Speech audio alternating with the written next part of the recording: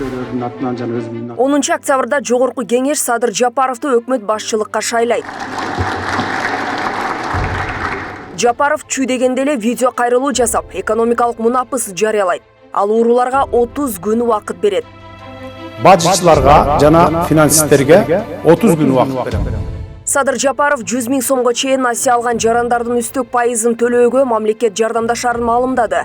Ага бюджеттен 1 миллиард 200 миллион сом сарпталып, 600 000 үй бүлөгө жардам берилет. Ошондой эле Жапаровдун буйругу менен Улуттук банк пандемиядан жапа чеккен тургундардын насыя төлөө мөөнөтүн кайра кароо жөнүндө токтом кабыл алды.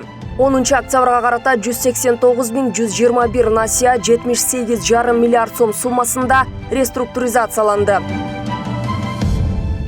Жер тилкелерин трансформациялоо. Баткен облусунун бир катар аймактарында жер трансформациялоо маселеси бюрократиялык тоскоолдуктардан улам көп жылдардан бери чечилбей келген. Демек жергиликтүү тургундар каттоодо турууда. Мамлекет тарабынан кепилденген кызматтарды алууда жана балдарын бала бакча, мектептерге берүүдө кыйналып келишкен. Өкмөттүн үстүбүздөгү жылдын 13 октябрындагы токтомуна ылайык миңдеген гектар жер, айыл чарба багытындагы жерлер категориясынан калктуу конуштардын жерлери категориясына которулду. Эми баткендиктер жер тилкелеринин толук укуктуу ээлери катары мамлекет тарабынан көрсөтүлгөн бардык кызматтардан пайдалана алышат. Садыр Жапаров буга чейин бир да президент аткарбаган ишти жасап, жерлерди трансформациялоо мыйзамына кол койду. Жыйынтыгында 11 000ден ашык үй бүлөнүн жер маселеси чечилди. Баткен облусундагы Аксай айылынын жашоочуларын таза суу менен камсыздоо маселеси. Бир нече жылдардан бери Баткен облусундагы Аксай айылында таза суу чыкпай келген. Былтыр насостук станциянын курулуш иштери башталып, бирок аягына чыгарылган эмес. Көйгөйдү жеринен барып көргөн Садыр Жапаров жаңы жылга чейин эксплуатациялоо иштерин бүтүрүүгө тапшырма берди. Жол, суу, анан чек ара боюнча биз бардык көңүлдү ушу Баткенге бурабыз.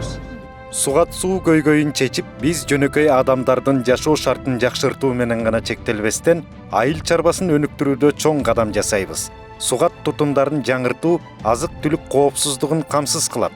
Ошондуктан калкты сугат суу менен камсыз кылуу өкмөттүн ишиндеги артыкчылыктуу багыт. Станциянын курулушу аяктаган соң 140 гектар жаңы сугат жер өздөштүрүлөт.